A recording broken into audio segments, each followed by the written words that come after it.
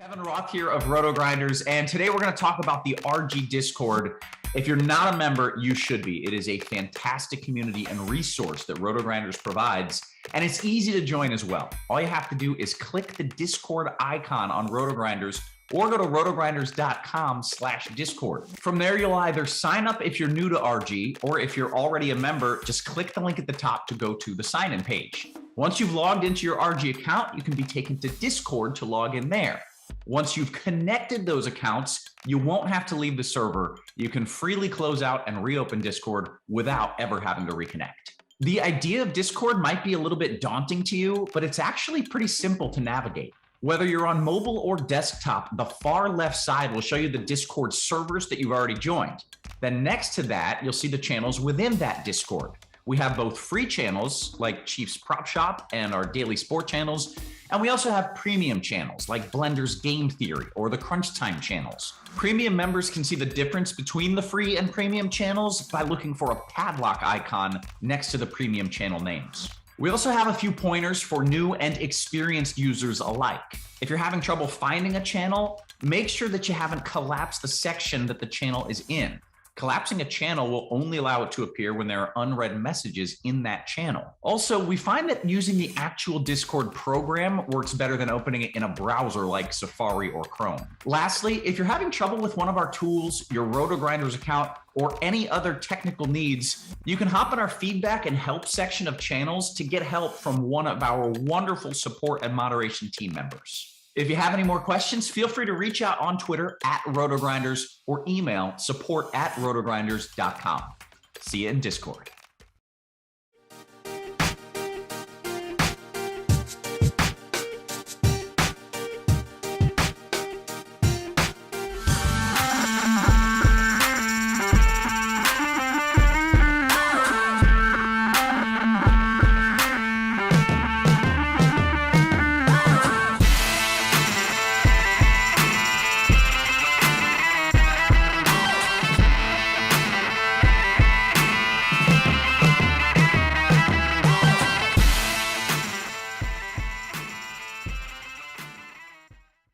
What is up, everybody? Welcome to another edition of Drive for Show, DFS for Dough here on Rotogrinders. Happy to be with you because it's Masters Week, and that is always very exciting. So we've got a couple sharp minds here alongside me, Justin Van Zuiden. I will be hosting the show over the next 45 minutes or so for you as we break down the, of course, iconic golf tournament, the Masters this week. So happy to do that with two of my close friends here in the DFS world. We've got the usual Mr. Notorious, Derek Farnsworth on one side. Noto, how's it going? Masters week, baby. And hey, Tiger's, warming up. We think he's going to give it a go. So I couldn't be any happier. And we have Wiley too. I mean, what a week. What's up?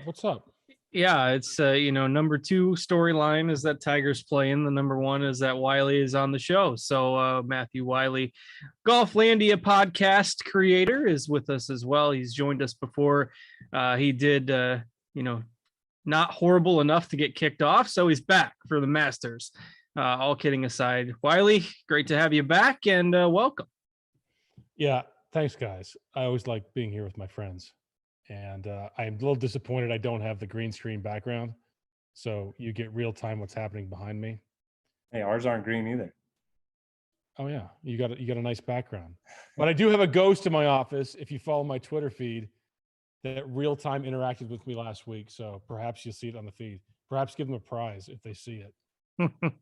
Speaking of prizes, we will give out a couple prizes during the show. Wiley's very good at the lead-ins to the promos. We appreciate that. You did well with that last time too with the promo code. So we're gonna do some giveaways on the show, and we hope there's plenty of you. There are plenty of you watching live. There's no NBA tonight. The college basketball championship game doesn't start for what seems like another 3 hours. For reasons unbeknown to me as team old guy. I'm not sure why they start the championship game at 9:20, but that's okay. That gives us time to get through the show here and talk to you and do some giveaways. And we will do those giveaways in the Rotogrinders Discord. So if you are wondering where you can chat along with us, if you're watching live on YouTube, rotogrinders.com/Discord. We are in the live stream chat channel. That's where we'll be. That's free. You can get in there without a premium subscription. Of course, we'd like to encourage you to give the premium content a try, and maybe we'll give away a free week of Rotogrinders Premium here later in the show. So stay tuned for that. Hopefully we get a few more viewers, a few people that find the Discord channel, and people chatting along with us, and then we will do those giveaways. So Rotogrinders Discord live stream chat is the channel that we'll be talking in during the show. All right. We don't have to spend too much time on last week because the tournament was a dumpster fire, but congratulations to JJ Spawn. Big victory for him. That's about the extent of my week. The lineups were pretty well dead. I had 1 6 of 6 lineup and it had Spieth in it. So it did not go according to plan for me. But Noto, what else? What happened with you? Did you win some big money last week? I was over here touting Ricky Fowler. So no big wins for me. And yeah, I mean, kind of felt bad for the tournament and the PGA Tour. I mean, Spieth didn't play that well. Bryson and Rory missed the cut. Then you had Bo Hostler and, JJ Spawn battling it out for the win. So not my favorite event ever, but yeah, hopefully Wiley or you had better success. No, I didn't. I already said that. So Okay. It was not good for me. Maybe Wiley. But I sucked it. I went 40% Rory McIlroy. How'd that turn out? Well, I had 50 or I think, yeah, I had 50. Noto had 60 and Wiley had 40. We combined for 150% exposure to Rory. So yeah, it didn't work well. And I talked myself onto Bryson as the week went along. That didn't work either. And it was just it was a throwaway week, but better to have the throwaway week last week than this week, because there's plenty of money up for grabs with the Masters. But Wiley, any other takeaways from the tournament other than throw it away and move on that you want to pass along? Not really. I mean, listen, if you wanted any sort of analysis of Bryson or Rory or where their game is, I mean, if Rory, a lot of people say, well, no golfer intentionally misses a cut. I know he wants to go into the Masters in as good a form as possible, and missing the cut, he didn't look good. Bryson's game, even by his own admission today in his interview, is 80% at best. I'd say at best. You can't go into the Masters doing that. You just can't go in and win. Plus the enormous amount of pressure that Rory puts on himself to win this Grand Slam, to the point of he gets physically ill prior to the week. Yeah, that's the thing I gleaned. And you know what? Part of what makes this interesting is basically everybody that played and stunk it up last week is going to have lower ownership now. Nobody's going to play Bryson. Nobody's going to play Hideki because he's hurt. Nobody's going to play Rory because he sucked last week. Nobody's going to play Casey because he withdrew at the match play. All these guys that normally would get ownership because of the bias of their last time out, people aren't going to play. I think that makes for an interesting talking point this week, and we'll certainly dig into that. But Noto, other takeaways from last week? Otherwise, you can just tell the people about Augusta.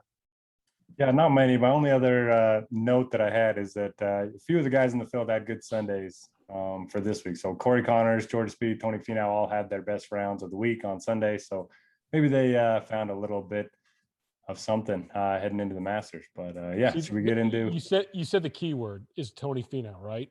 Oh yeah. I wish he'd shot 8 over, because now he sucks you back in. Our at least our early ownership projections look pretty nice on him. Sub 8. Yeah. Okay. For now, maybe it's just our little bubble, our little Finau bubble.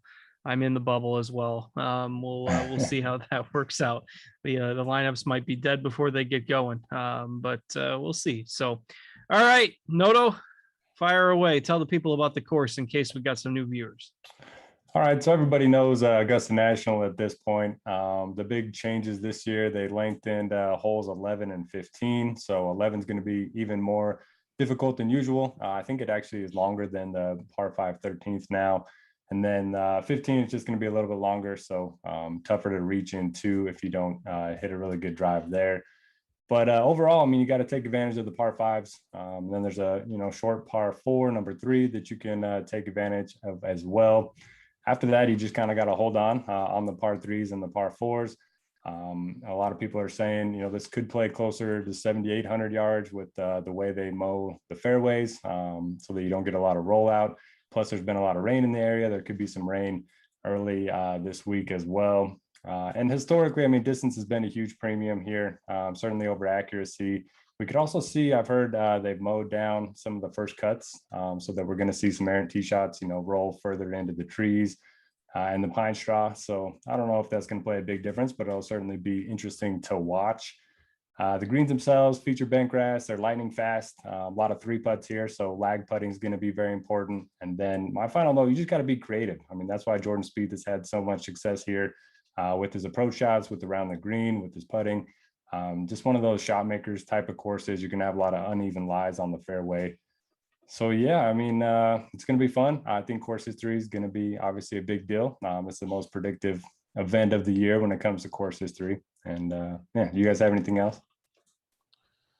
I think it's interesting because everyone is going to tell you that about the course history, but we could see the trends being bucked a little bit by some of these younger guys that are just so good that have come onto the scene the last 3 or 4 years. I mean, Scheffler's played here twice, and he's the most expensive golfer in the field, and he's finished inside the top 20 both times.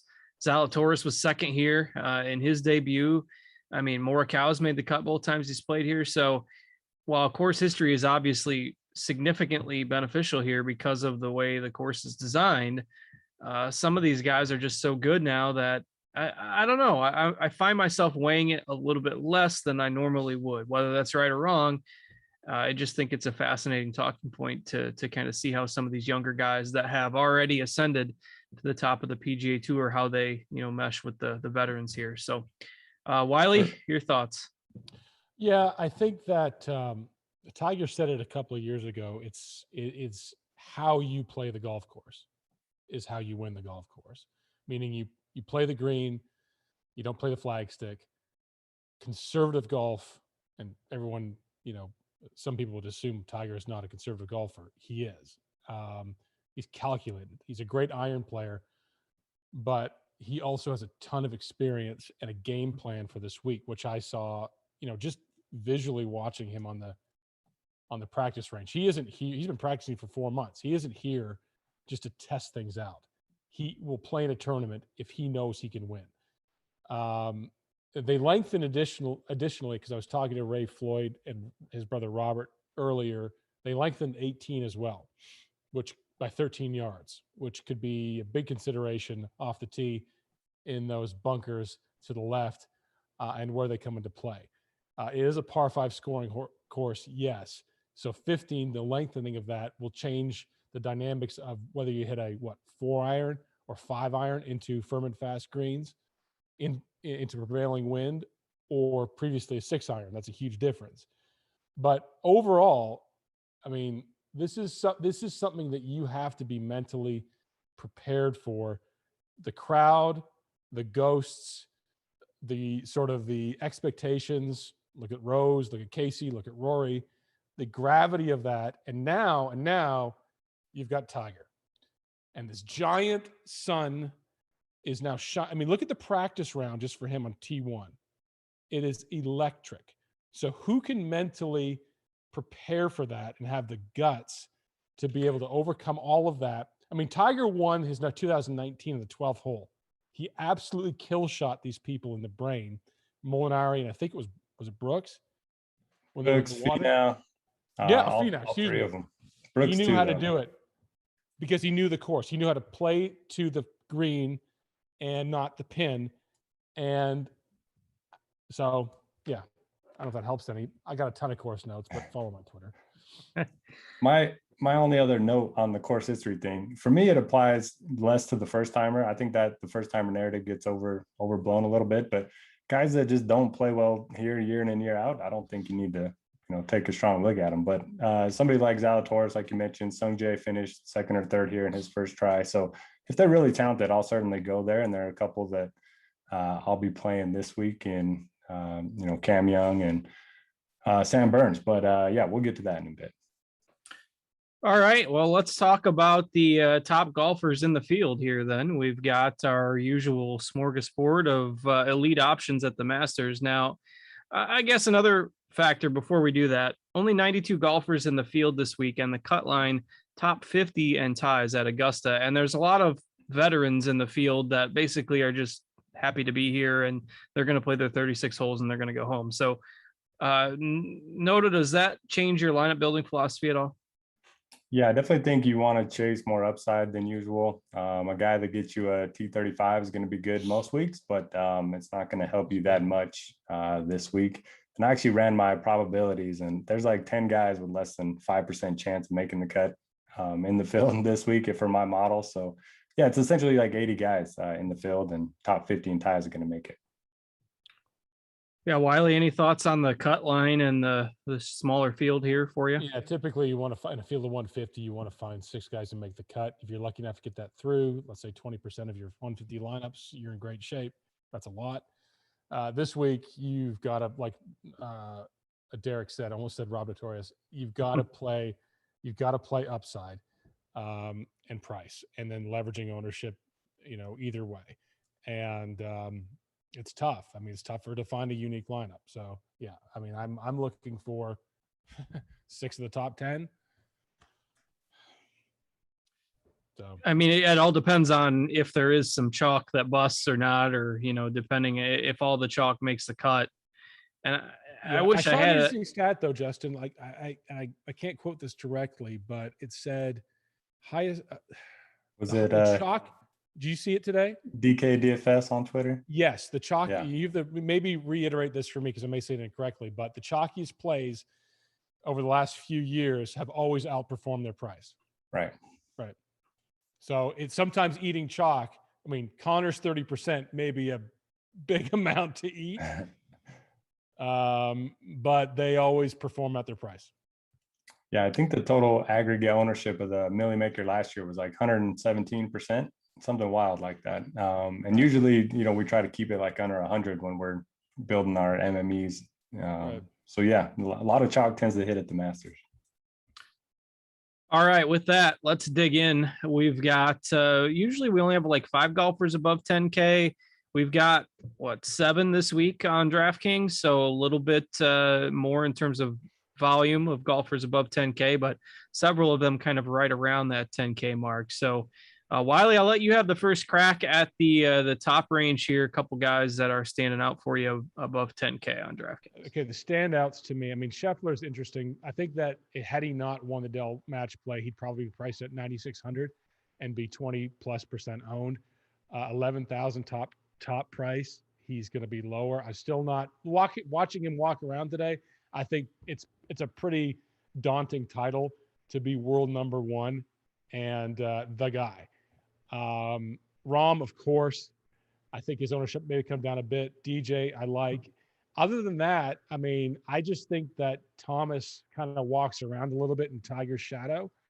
He's a good friend of his and a little bit in awe. And I see more failure rate for Thomas this week. That's just me personally. And I'm just not a huge fan of Morikawa and Hovland at all. So to me, Rahm, DJ is kind of what I'm circling right now. Noto, what do you think on this top range?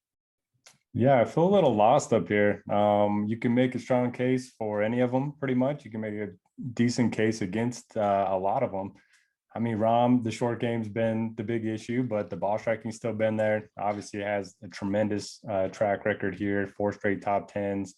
DJ is finally rounding into form, loves this place. JT been a top 20 machine here.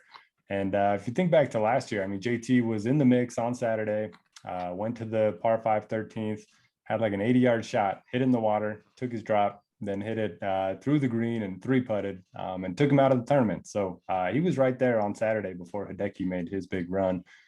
Man, like you mentioned, Scheffler, I mean, a lot of expectations come with being the number 1 golfer, and paying $11K for him doesn't seem right, but I said that at the match play, and he was exactly this price and he ended up winning. So yeah, anyway, my favorite's probably going to be Rahm. Just seems like he's the safest of the bunch. And then I'd probably include JT as well. But yeah, who do you like, Justin? I like Morikawa. I mean, I think it's really interesting because there's so many different schools of thought on this.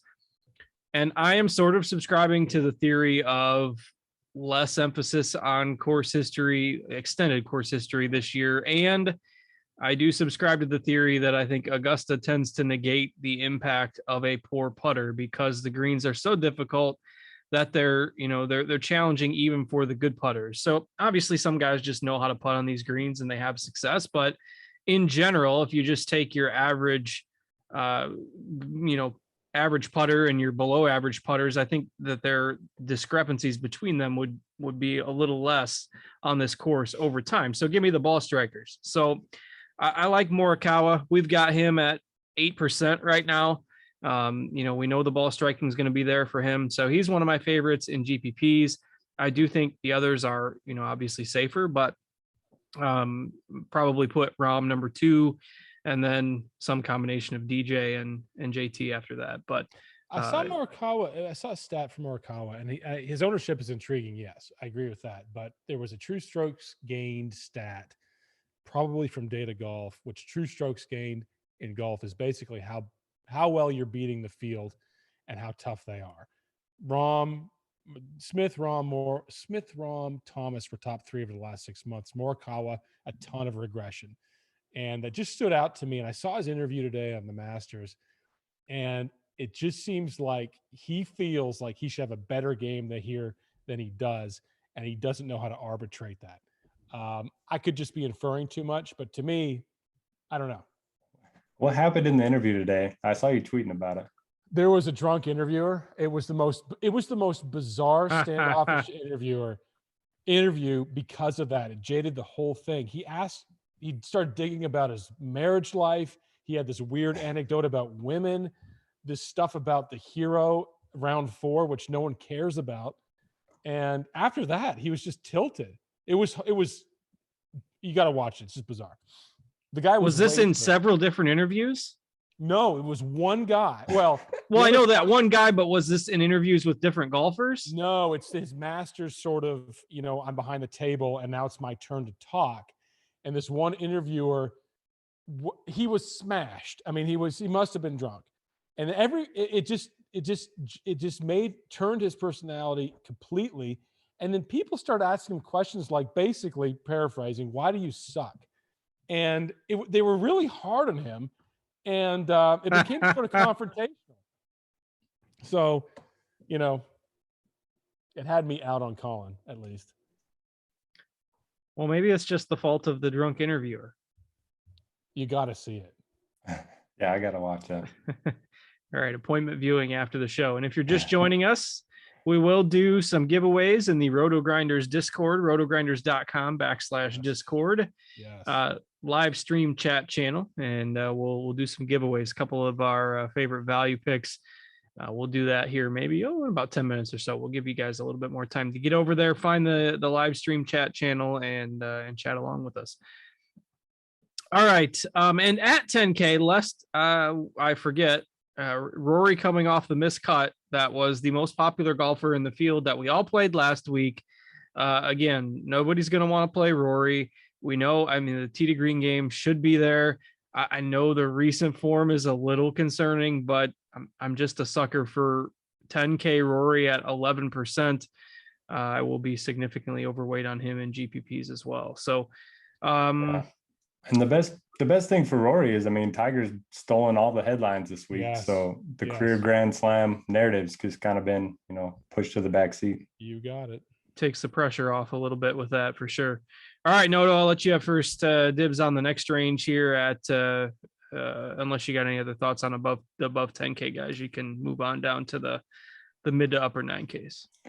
All right, look, I love Cam Smith. I think he could easily win here one day, but I don't think I can play him at this price at 23% ownership. At least not being overweight on him. I'll have a little bit just in case, but I'll take Spieth to half the ownership. I know he hasn't been great recently, but you look at his numbers from Valero. He gained 10.1 strokes tee to green. That's his best since last year's Valero.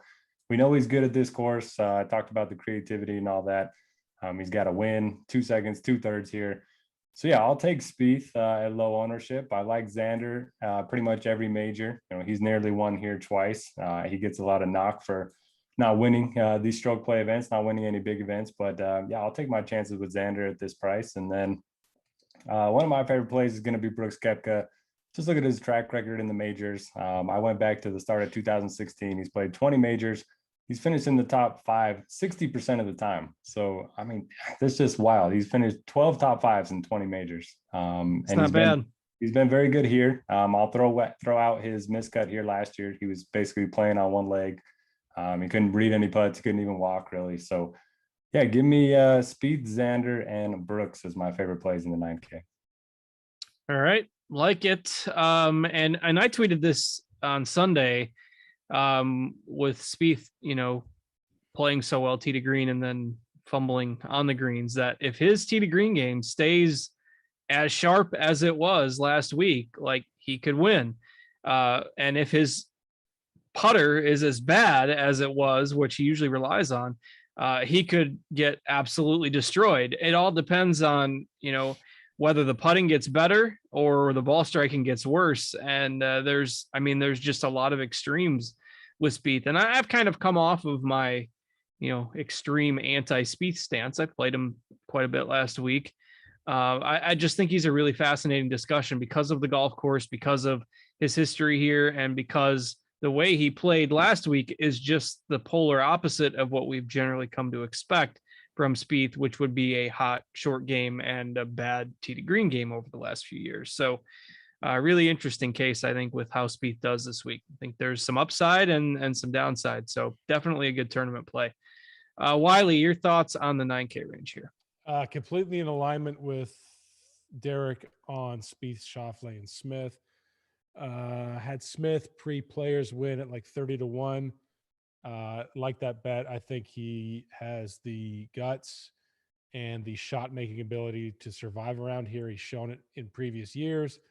Now, will the expectations be too high for him? He has a lot of two-way misses off the tee, admittedly so. He talked about his interview today. Can he get away with that for a whole week? Can he putt well enough? I don't know. Spieth, Ben Coley put out was it Ben Coley? I always fuck this up, but I'm going to say Ben Coley did this. But he put a stat out there that Jordan Spieth has 20 of his 32 rounds at Augusta, form agnostic. He's had 23 par or better rounds with 32 and 10 under 70, meaning 9 worse than par, which is insane. And he hasn't had the best form in certain years to warrant that. And so he's a machine here. And at 93 sub 15 right now, 98 sub 15, that's kind of nuts. Schauffele going to be popular. Cam Smith probably pull from both of them. Koepka's probably my pick to win at this point. Yes. At this point. Because I think that he has the temperament. I mean, he did well last year on one knee, and now he's in form, and he's afraid of nothing. Matsuyama, Zalatoris, DeChambeau is a complete write-off. Zalatoris, perhaps. Matsuyama, have you ever seen a previous year winner at this price sub 3% projected? Nope. Ever. No. Nope. Defending champs aren't very good though here. And his neck isn't either, right? So is it his neck or his back? I keep hearing he had a neck injury. It's Paul Casey's back. That's what I thought. Yep. So Body parts. Body parts. I'm afraid because a lot of people saying Brooks is going to win. So 20-1 though. Nuts. Hey, chalk hits at the Masters. If he wins, that's fine with me. Eat it. Yep. Yeah, I'm out on Bryson as well. I don't really have much to add on this range because I just agree. I'm in on Zalatoris. I tweeted in January or February that he's going to win a major this year. The putter has been a major concern over the last couple months. That has me a little worried about that, but can't back down from the take. And I believe he changed putters. Yeah, he put a weight in the toe of the putter, which nobody had ever heard of. So, well, whatever. It's not going to be any worse. Yeah. So, and I mean, and that's all it's going to come down to with him is the putter. Like, he's another guy that's shown that he can get up for the big events, kind of like the Schauffele mold. And he finished second here in his debut last year. So, the ball striking is going to be sharp. It's just a matter of whether or not he's going to make enough 5-foot putts, 5-foot par saves to keep him in the mix. So I'm in on Zalatoris. I don't have any disagreements with the other takes in this range. I don't think anybody really mentioned Cantlay. Is he just kind of the guy that's there that nobody wants to prioritize, but Could be the nobody kill really... shot. I have my notes from a few years ago when I was at the Masters 2019. I said, always play Cantlay. I don't care what you, I tell myself these notes. Don't care what the price, don't care what the form. You play Cantlay, which I won't do, but he could be a kill shot. Yeah, and probably low ownership too. So Big time. guy that does everything well, very good bent grass putter. Flawless game. Yeah, I like the Zalatoris call too. Well, he'll be part of my team. No putt. I'll get him and Morikawa on the same lineup, and we'll see how it goes. So, I mentioned earlier we're gonna do a couple giveaways. So we're gonna do a free week of Rotogrinders Premium, and we're gonna do a free week of Scores and Odds Premium. If you're not familiar with Scores and Odds, part of the Rotogrinders network, plenty of good sports betting picks. And we put golf stuff in there. Of course, we got MLB coming up. So we'll give away a free premium week of Rotogrinders Premium and Scores and Odds Premium. The guests that you have to throw in the Rotogrinders Discord in the live stream chat channel. I asked both Noto and Wiley for their favorite kind of sub 10% owned value plays. So it's not going to be Corey Connors, but the favorite sub 10% owned value plays. And we're talking, say, 70 under 8K on DraftKings for sure. 7,800 or less, and say under 10% ownership. So if you guess Wiley's favorite value play, you get a free week of Rotogrinders Premium. If you guess Noto's favorite value play, you get a free week of Scores and Odds Premium. Throw those guesses in the chat. I will monitor them as the guys are talking, and we'll find our winners, and we'll have Devin hook you up. So, all right, let's see. Moving on down to the next range. Wiley, what are you looking at here in 9K and into the mid 8Ks? Can I asterisk the favorite part of my low owned? I just had to find one. You're not planting the flag here, right? You really struggled to find one that he felt okay about. So it's embarrassing. Oh, I can't give away, but yeah, it's embarrassing. Yeah. Don't give anything away. Don't give away the giveaways. All right, here we go. 8K range. All right, so some neat stuff down here. Let's start with Tiger Woods. Tiger Woods, I said I saw him on the range. He was in alpha mode. Everyone seemed to crumble like as he passed by them, like he's just this gravitational black hole. It was almost fanboys out there from professional golfers who just wanted to be near him. And they looked like 20 handicappers who were there to pro-am. He was hitting everything flawlessly. He was doing this short game masterclass, hitting 3 irons on a downhill lie into the green, which I don't know if you'll ever play that shot, but good luck. I mean, he's been hitting balls high, long, with a draw. I'm just telling you, he doesn't show up at tournaments if he doesn't believe he can win. He's been practicing for 4 months. I like him. Lowry, I can never quit. Lowry is just that gamer. He's got all kinds of shots. He's clever. He knows how to play on fast surfaces. He can putt. He's got a great short game. Sneaky long too. I forget what tournament was it. The match play? No, it was the one before that. Valspar somewhere.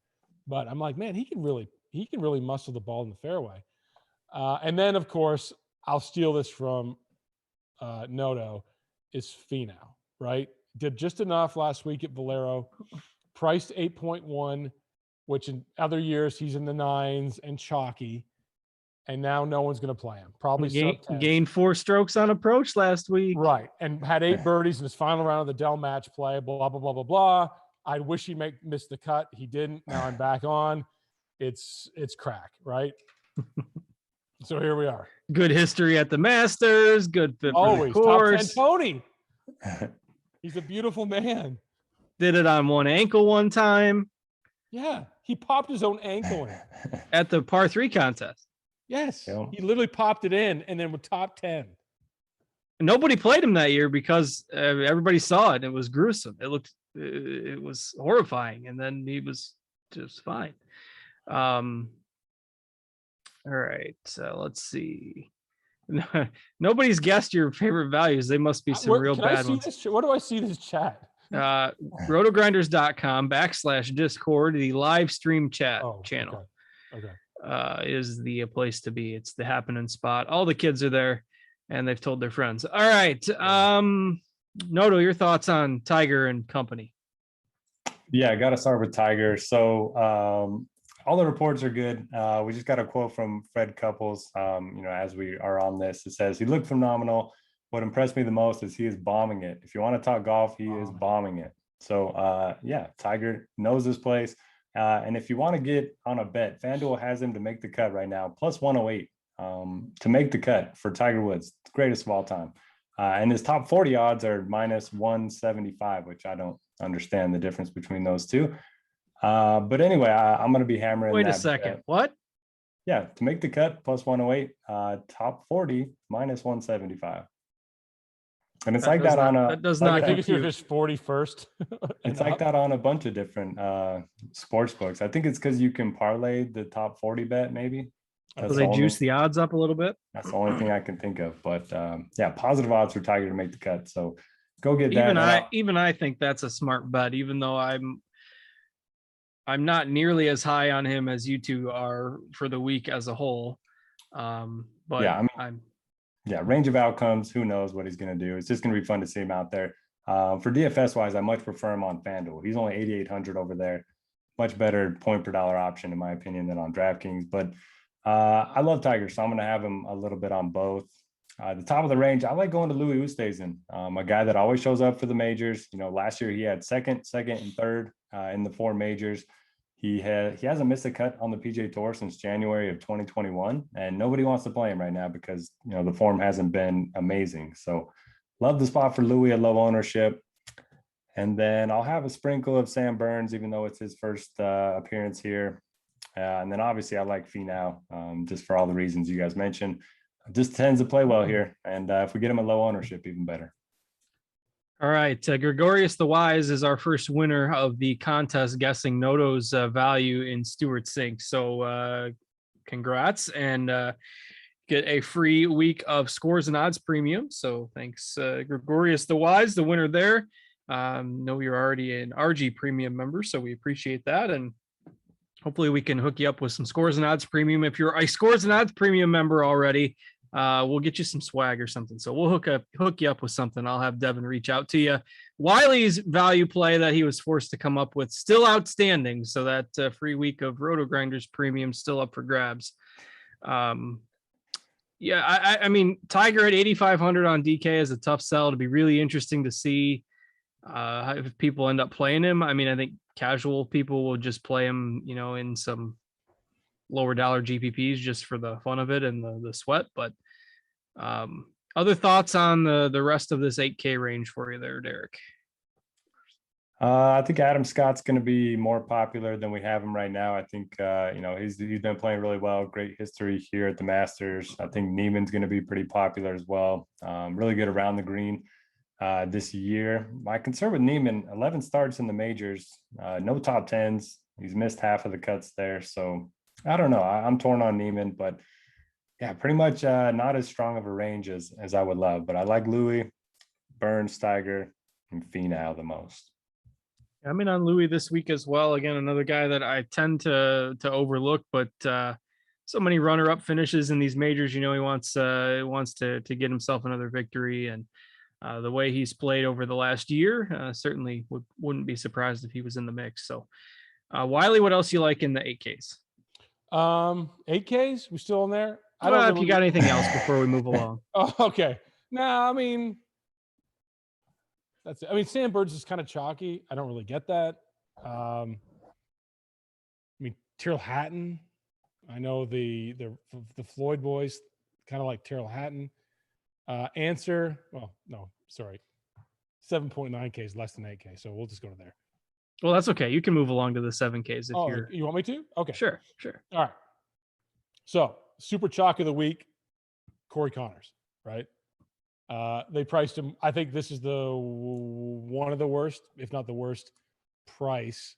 I think they put him way too low, and so he's going to jam in every lineup off of a Casey that's has back spasms, and he's going to be close to 30% owned, which is projected now close to that. And I think it's going to sustain it because, Webb is not attractive to people. Billy Horschel, no. Fitzpatrick looks to be highly owned, but I don't think that's going to play out. One that's interesting, and I still think probably about 3,000 too high, is Tommy Fleetwood. And I'm looking at your reactions for this, and Noto's nodding. He hasn't been bad, okay? Which is what some people, is a terrible compliment, is that you haven't been terrible. But for him, I mean, Hovland is last on tour in strokes gained around the green. Tommy Fleetwood is 1 or 2. Plus, how how well he can drive the ball. And he does okay around here. I mean, he's been in contention in previous years. Plus, he's a pretty calm dude. I mean, he doesn't seem to get rattled much. Now, will he take your endocrine system, rip it out of your body, and crush it on Sunday? Yes. At 7.7K, is it worth it? Yes. I punt it to you to agree with me, Rob. Yeah, I was going to say. He's always a fan of Fleetwood, so you'll get some agreement. It doesn't take much for me to get in on Fleetwood. But I was going to say, he struggles on the weekends here. Like you mentioned, he's going to crush your heart on Sunday. So maybe, first round leader type of bet, maybe some showdown first couple of days. But yeah, I'll play some Tommy. I'm struggling on what to do with Fitzpatrick. I talked about chasing upside here, and he's had basically none of it. He makes the cut here every year, but T21's his best finish. But he has gained some distance off the tee this year. We know the short game's great. I think I'll probably play some Fitzpatrick, and then Connors obviously makes a lot of sense for everybody. Great ball striker, great history here. But I love going back to Paul Casey. We talked about this before the show. So if he wasn't even in the field for the match play, didn't have to withdraw with the back injury, was coming off of a T3 at the Players, he would be extremely high owned. He was the second highest owned golfer in this event last year. Now nobody wants to play him just because of the back spasms or whatever. So yeah, give me all the Paul Casey at 7,600. Yeah, I think that's an interesting debate between where guys like Connors and Casey are going to come out. Obviously, Connors and I was on the Gamble On podcast. We taped that, I think, Wednesday last week.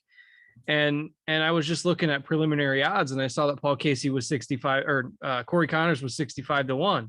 And I said, well, Corey Connors is a value at 65-1. That means he's going to be the biggest value in DFS because, obviously it's no secret that the pricing is kind of based on the odds. So if you like Casey as a, value bet as well, if you'd rather just do that, I mean, he's like 65-1, or, you can get correlated odds for top 5, top 10 if you want to do that instead. But so maybe you do that and you fade him in DFS, depending on, if you do sports betting and whatnot. But I could tell from a week ago that Connors was going to be the chalk value just based on the opening odds. All right. Noto, anything else in the lower part of the 7K range for you? One of my least favorite pastimes of the Masters is watching Justin Rose make eagles from the trees and chip in every third hole. I can't stand watching him because I never play him. And he always just has so much magic at this course somehow. What was that name you said? Justin Rose. Oh. Nobody has guessed. So Wiley had to hold on to it because that was Wiley's pick, but nobody guessed it. And I figured it'd be midnight by the time that was your pick? That was his pick. But I made Wiley pick it before you were in the room before the show. So we're going to do a live pivot because mine, nobody has guessed yet in the Discord chat, but my pick, somebody did guess in the YouTube chat. And we'll reward that since we gave everybody like 15 minutes to get Rose and nobody did. But my pick is Brian Harman, Noto's other boy, Brian Harman. So Antoine Banks is the winner for picking my selection there, since nobody could get Rose, and we'll hook you up with a free week of Rotogrinders Premium. As our other winner. So no one wins a prize because of my pick? No, well, I did mine instead. I wasn't going to do mine otherwise because we were just going to do 2 giveaways. So I was leaving mine aside, but nobody could get Rose, so I'm the replacement. I was going to give away a free bottle of Alpha Brain. I'll take it since I brought him up as the most tilting golfer in the history of the Masters. I remember you really tilting that last year. I think you were sweating something. Yeah, I don't even remember, but just look at his strokes gain stats. They were like plus 10 around the greens or something. Yeah, he was 7 under through first round. He was four shot Yeah. leader. And he hit 0 fairways, I think. And then we all tilt entered the weekend showdown contest after that. All right. Wiley, do you want to add something on Rose since Noto stole your thunder there?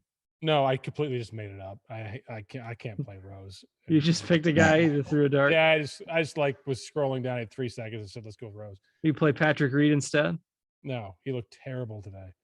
He's looked terrible for a year. Yeah. So no, it was just all right. Anybody else you like in there? Yes, I do. Okay. And I didn't think he would be this highly owned, but Max Homa. Okay. Max Homa, he's got that strut. He's a winner. Nothing phases him. And he's just a solid iron player. And he knows how to win. He's won 3 times at this stage in his career. He's won Riviera in a tough field, which sometimes that field comps the Augusta National. He's not done well at the Masters, but I feel that, and not have, well, I won't say that. I think that he can have some motivation with a chip on his shoulder in that he's being overlooked here. He was ranked very low in articles. No one's talking about him. Not that he looks at DK pricing. Maybe I sent it to him, but 7,100 is kind of like, I think Max Homa is just a better golfer. Maybe not. We'll find out. Cam Young's going to be way too overowned, and Bobby Mack too. So there's your pivot. Where's the Bobby Mack buzz coming from? I can understand where the Young buzz is coming from. Where's the Bobby Mack buzz coming from? I tell you why, because on a certain optimal-ish type lineup, you've got 7K left, and he fills it in nice and perfect. Yeah, it'll be interesting. I can see the Young buzz because of the way he's played, like in the winter / early spring season. But McIntyre's ownership surprised me a bit. Siwoo getting some ownership too. So I don't love anyone down here. I like Leishman the most. I just think he's one. If you want to fill that course history steady, I think he's made the cut the last 6 years at this tournament. So I like Leishman at 7,300. Love it. Noto, you got anything else above 7,000 or at 7,000? Was going to bring up Leishman, was going to bring up Homa. So I agree with both of you guys on that. I think Homa, if he had one made cut here, like last year, if he had a T40, I think he'd be a lot higher owned than this at this price point. So good value there. Was going to bring up Young and McIntyre, but they probably will be pretty popular. So the only other guy I'm looking at, Siwoo Kim, tends to play the same course as well each and every year. And he's got a pretty good track record around these parts. 4 straight made cuts, all in the top 35. All right, that pretty much does it for the 7K range. And you get to the very bottom of the field, you've got all the past champions and the happy to be here folks. And so, no disrespect to Sandy Lyle and Larry Mize and those guys and Mike Weir, but they're just not going to compete at this stage of their careers. So basically, you go from 92 golfers to say 80-ish that have a legitimate chance to make the cut. And then you're taking top 50 in ties. So maybe that ends up being like 55 golfers. So then you're looking at basically 3/4 of the rosterable players potentially with a 90% plus chance to make the cut. So you really don't want to be digging all the way down to 6K. There's just not a lot down there, but mid 6Ks. I mean, we mentioned Sink a few minutes ago because it was a guest for the giveaway. You got guys like Peters and Straka that are going to get a little bit of ownership. I like Harmon a good bit. So Noto mentioned this a couple weeks ago because Noto always is the Harmon whisperer, how much his numbers had improved, say, over the last 8 to 10 weeks. And obviously we know that that's better form is better than the form he was in a year ago. And he's only 6,800. Being a lefty doesn't hurt at Augusta, and he's made the cut his 2 trips here. So I'm in on Harmon. Noto, I need your blessing on Harmon to feel good about it though. Yeah, I'll have a sprinkle. I don't think I'm going to play a ton of guys in this range, even though I do think it makes sense to do starters and scrubs. But again, most weeks, a T40 from a 6K guy is going to mean a lot. But I just don't think anything outside the top 30 is going to do much for you, even if you get 6 of 6. So I'm going to sprinkle down here. I do like Stuart Sink. Look, he's very long off the tee. Coming off of a T7 at the Valspar, he gained 6 strokes ball striking. And look at his numbers at the Masters. He's played here 13 times. He has 9 made cuts and 7 top 20 finishes. So a guy that finishes pretty high up there when he does get in the field at the Masters. And he's 25-1 to finish top 10 at DraftKings Sportsbook. So my 2 favorite bets of the week: Tiger to make the cut and Sink to top 10 at 25-1. Then I'll take a sprinkle of Cam Champ just because for whatever reason he plays well here. I've heard the distance to apex stat brought up a lot this week. I don't think you can do a lot with it, but he's number 1 in this field. These are the last 2 years in distance to apex. And then the final guy, I'll take a sprinkle of Thomas Peters. I know he hasn't been great, but a couple wins over on the Euro Tour earlier this year.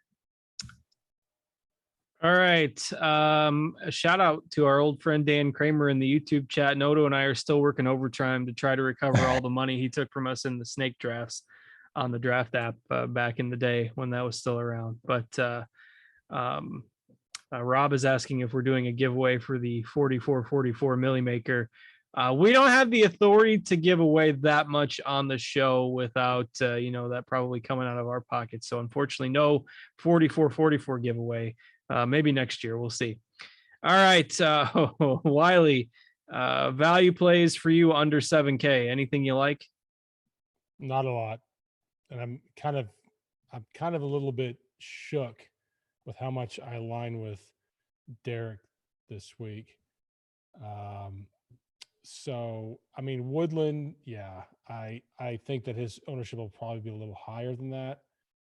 But he does just a lot of things well. He's a major winner. Last year, he was trying to flight the ball a little higher to hit into these greens and land them and stick them a little better. I think now his game is developed. He played really well last week. I thought he was going to win at one point. Thomas Peters, you can never not sell me on Thomas Peters. He's like Finau, just a big, beautiful man who can do everything well. And he did perform well here one year. I mean, it's a stretch for Thomas Peters because he can combust pretty easy. And then I do like Sink. I mean, if you do a lot of lineups and have started hand building them, Sink makes a lot of things work at 6.4. And I think that he'll be more popular than 2.2. But I could tell you, it's quite a slice of life sweating Stuart Sink on Friday because he can be really bad. And then you regret not only playing him, but then existing. And then you maybe sit there. Mac Hughes. I mean, Mac Hughes is, he's probably one of the best, long putters on tour. I mean, he's just this sort of nifty guy who does a lot of things well and never gets in a ton of trouble. I can kind of see him. But you got to have top 10s here. There's just not a ton down here I love. Yeah. There's not a big ceiling on a lot of these guys, but a lot of people think Minwoo Lee is delectable. Honestly, they have been playing him. I've seen a lot of him in really getting talked up. I don't see it yet, but I could be wrong. All right, the over hits on whether or not you'd be able to. Wiley challenge, for those of you that aren't in the live chat, Wiley challenged the chat to make him work a word in, and Bogey Monster with the very good suggestion of delectable. And I was trying to figure out where he was going to drop it in. It was very dangerous there for a few moments when he's talking about Stuart Sink. I wasn't sure where he was going to go with delectable, but we got it. Over cashes on full disclosure. I make Will Brinson do it on his CBS broadcast, and yesterday's was Oceanographer, and he fucking nailed it. Well, that's an interesting game. It's the best game. Just because you such a limited number of people are in on the fun, and then you're just waiting for it. Right. All right, Noto, you got anything else before we get out of here? No, Wiley, you're the best. You're welcome to join the show anytime you want. I would love to be on it. You guys are great. I've liked you for a long time, obviously. So, Well, hey, we've got Masters Week, almost made it a full hour with in a tournament where we've got about 70 guys that are capable of being rostered. So it's always a great time. Thanks to those of you who hung out with us live in the chat. We appreciate that. And with that, it's time for us to get out of here. We can start building lineups. You can start building lineups. If you're watching on demand, good luck as you build those lineups. And hopefully we gave you some laughs along the way as you listened along. For those of you watching live, time to go watch the national championship game for college basketball.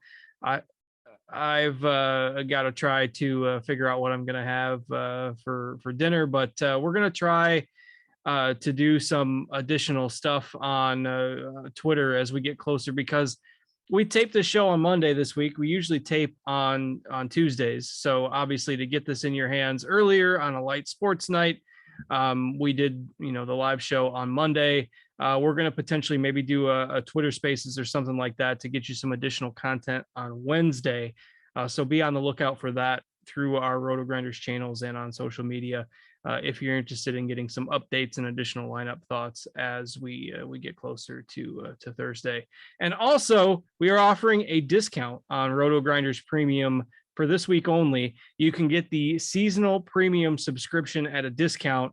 The original price, $339.99. You can get it this week for $199.99, $140 off. You can check out the banner on the homepage. We've got it prominently placed there on the top of the homepage, or check out the link in the video description. So don't miss out. PGA discount on the seasonal premium subscription. Baseball starts Thursday. I mean, plenty of stuff to keep you busy at Rotogrinders. Also, Scores and Odds. Check us out, scoresandodds.com, also part of the Rotogrinders network. And we appreciate all of you checking us out and watching the show with us live. So with that, for Noto, for Wiley, I'm Justin. Thanks to Devin as well for producing and working hard behind the scenes for us. Good luck with Masters Week, everybody. And we will see you back here 1 week from now. Good luck, everybody.